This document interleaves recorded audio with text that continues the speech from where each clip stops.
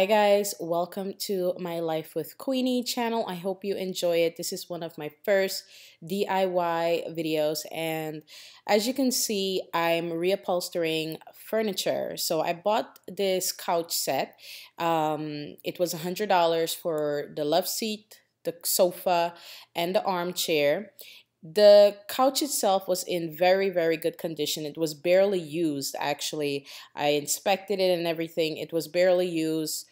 I think it was just in some, elderly person's home, and they barely sat on it. And I'm happy that I was able to purchase it and bring it up to 2017. So in this video, I'm going to show you how I changed the fabric and update this older looking couch. It has great bones. It has a really nice shape. The material is really great. So I didn't have to do much to kind of give it extra padding. So if you guys want to see how I do this, please keep on watching. Alright, you guys, for this process, you're going to need a few tools: a pliers, a needle nose plier, and a staple remover. And I always keep a butter knife with me. It helps really get into those really, tight spaces to kind of pop things out. It's one of my favorite tools, actually. So don't judge me. Alright, but the staple removing tool really comes in handy. So this is a speed tutorial, but I make sure that you guys could see everything so you can follow it, okay? So first things first, this is Lucy, my fur baby.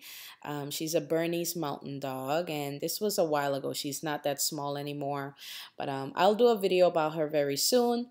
But the process took a while. It took about 2 days for me to reupholster the love seat by myself, but I did it in parts because I am a mom. I have 3 kids. I have after school. I have all kinds of things that I have to do. So I did this when I had free time, and usually at late night. Okay, so now you guys see me using the butter knife to kind of pry out that cover that was on the arm of the love seat, and then I'm going to use the pliers to take off those metal things. They're kind of like teeth, like metal teeth that were holding it on there. And then I'm going to take the skirt off of the couch, and this is going to instantly kind of bring it up to a more modern age, 2017. Okay, if you like skirts, you can definitely keep the skirt. I do not like the fabric. I do not like flower and floor prints on furniture. I could wear it, but I don't want to sit in it. Okay, but the material itself was actually really good quality material, really sturdy. There was no tears or anything in it. It was really clean and really nice looking. It's just I don't like floral, so I went out and got suede upholstery fabric from Joann's, which was not that expensive. They have all these amazing sales, so if you want to buy fabric, definitely check them out. All right, this video, by the way, is probably part 1 of either 2 or 3, because remember, it took me a little bit to do this, so I'll probably have either another part or 2 other parts. We'll see. Okay, alright, you guys, so we're gonna start off by taking the skirt off the couch. As you guys can see, I've been doing well in the first part of the video, and then I'm using the needle nose pliers to kind of twist them off for those of them that are a bit more stubborn and won't come off. Okay, but the staple removing tool is like the best thing ever. It really gets under the staples and pops them up, makes it much easier to remove them. So what I do with the needle nose pliers, I kind of grab the staple and twist it to kind of wrap it around the plier, and then lift it up, and it comes right out. So I'm removing the skirts, I'm removing the side parts of the fabric. I'm not removing all the fabric off the couch because, like I said, the fabric is in good condition. It is a really clean couch. You can look at it for yourself. There's no kind of wear on this couch. They didn't use this couch. So I just wanted to remove the side fabric and put my own fabric.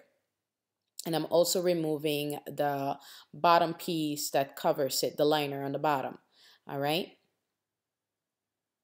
And don't mind the changes of clothing in the video. Remember, I said it took me a few days or a couple of days or a few days, whatever it was, because I did this a couple of months ago to get this done. Okay, I only did this in the time that I had available, and usually that time was late at night or a little bit in the morning. Like this part, I did it in the morning. So this is the back that I'm popping up, and I'm using the staple removing tool to pop open the back.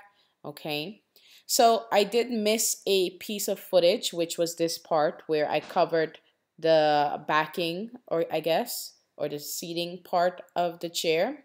But if you guys want, I have one more chair to do, and I'll just film that part for you if you want to see that. But it's super easy. All you do is put the fabric over it and pull it out from under and over and staple it. So I'm using this staple gun. I got it from Walmart. This product I'm using is a poly fiber. You can also get this from Walmart. It's just a very thin layer of kind of cushioning, but I didn't need it. You don't need it, but I added it because, you know, I wanted to cover the old fabric, even though it's in good condition, okay? I just wanted to cover it and have kind of like a fresh start. And another reason why I didn't take off the old fabric is because I didn't want all the cushioning to come apart, which was going to cause too much work, which I did not want to do. So here I'm putting on the fabric. You do not want to cut your fabric to size right away. You do not want to do that. Trust me, I did it with the armchair. I cut my fabric to size and I had to redo the whole thing because the fabric was too small. Okay. All right, you guys. So as you can see, I'm smoothing out the fabric. Remember, do not cut it to size. Okay. You're not going to waste fabric by doing this either. I promise you, you will not waste fabric. But if you cut it to size, you may not be able to use that piece of fabric, okay? So what I'm going to do is put it on the arm, smooth it out really nice.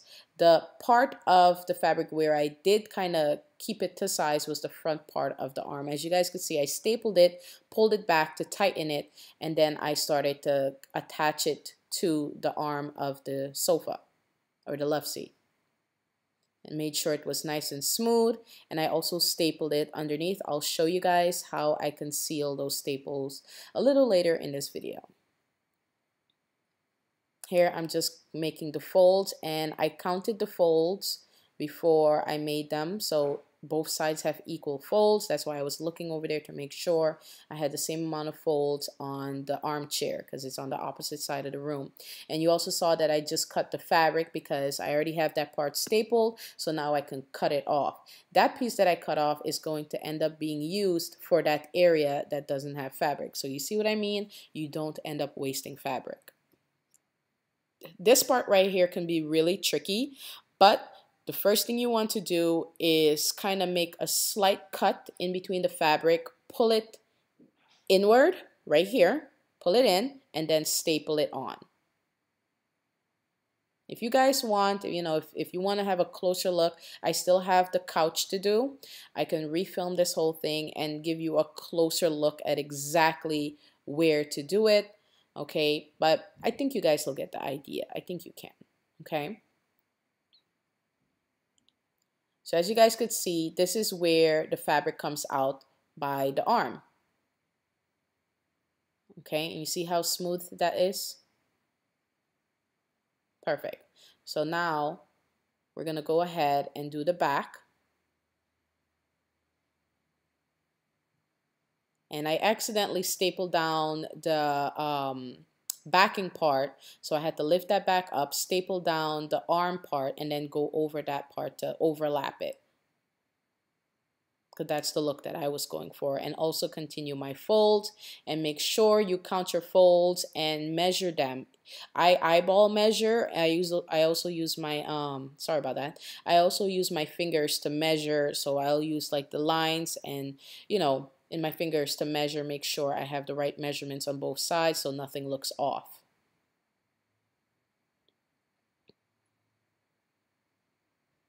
Here I'm doing the other side. Pretty much the same procedure.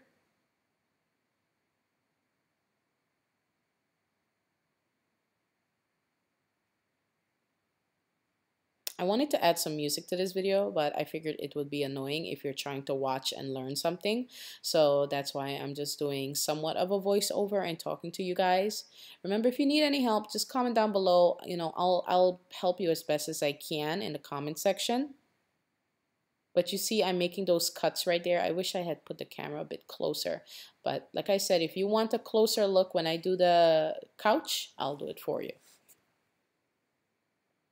Most important thing is to get this fabric tight. Okay, you guys?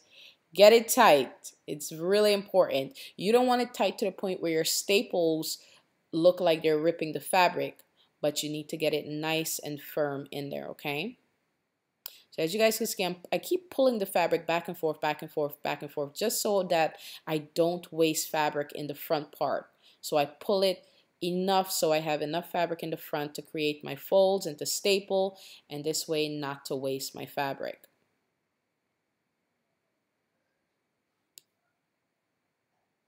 I'm going to go ahead and make my folds like I did the first time.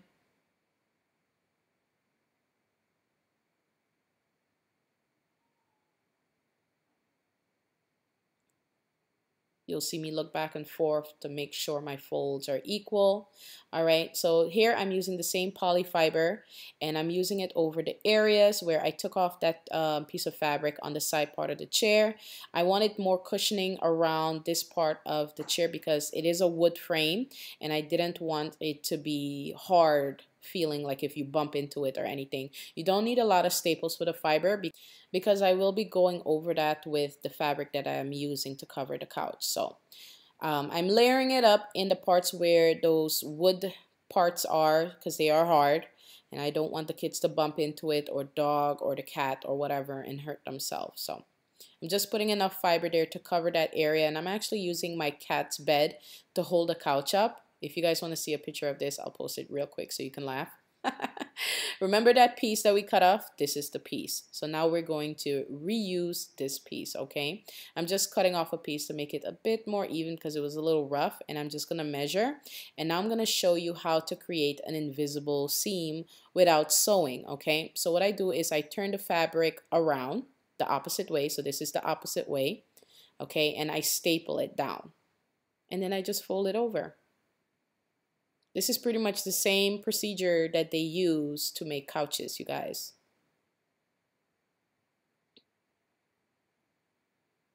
So you see how I stapled that one down. Make sure you pull. Very important to pull. Get that fabric nice and tight. Not too tight, but tight enough. Fold and staple. And you see, it's seamless. So I'm just going to go ahead and finish this for you guys so you could see it.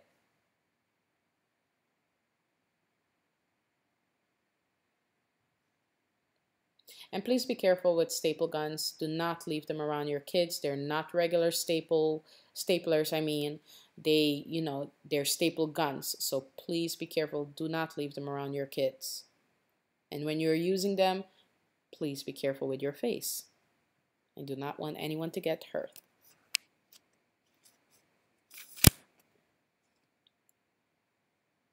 All right, ran out of staples as usual. Okay, I load it back up, and there I go. Make sure you put enough staples there. You do not want any gaps. So all the staples are very close together. There's no gaps, and this is how it looks. It covers the staples that we use to put on the fabric on the arm, and it also creates a seamless look. So that's how it's going to look, you guys. So as you guys could see, it's a super easy procedure. A couple of cuts here and there. Make sure you get it nice and tight. Get your staple gun. Make sure you use your staple gun safely. Be careful, please never look at your staple gun if something is stuck in there. You know, don't have your hand on the trigger part and look into it. Okay, just please be careful with that, okay?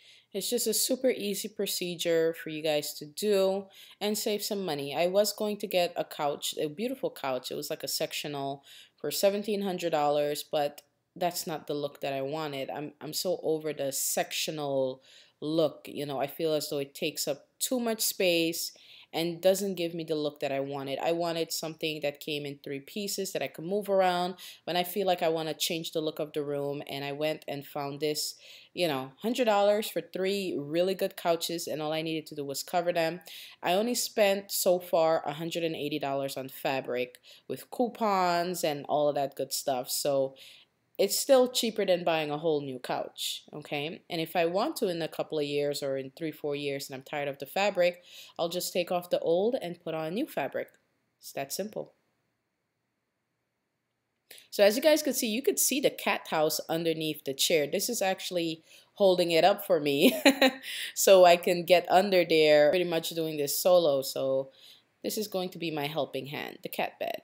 All right, so this part you're going to cut and you want to fold this inward. Fold it in, this way you're gonna get a nice seamless look.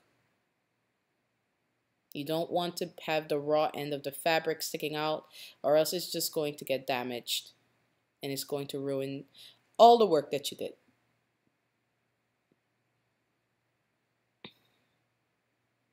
Make sure you get those staples as close as you can inward, because parts of this area will be visible to people. So just pay attention to that as well. So this is the back part. You see me in my big roll of fabric. I'm just going to drape it over the back. Okay. I'm not cutting it or anything. I draped it over. I cut it, but not to the width. I cut it a little bit longer than the length of the actual couch. So here I'm just gonna put it in place. That's my Jackie boy. He was so cute and little. He's still cute and little, but he was much younger here. He clearly wants to help and wants attention. Okay, and I promise you guys he's not in any danger. But as you guys could see, I'm stapling in a circular shape. I'm gonna get closer so you could see that. It's in a circular kind of shape. And then I'm going to go ahead and start stapling along the back of the couch. And I'm checking using my fingers to measure to make sure I have, you know, a good amount of space in between each staple. And I'm actually spacing out the staples far before I go ahead and do them tight together. So I just check, make sure everything is spaced out really well. I have enough space on the top and I have enough space in between each staple before I go and do the full thing. Alright you guys, we're nearing the end of part 1. There will be a part 2 and 3 because the video is a bit long, but there will be a part 2 and 3. I'll try to get those up as soon as possible. Hope you guys enjoyed the first part.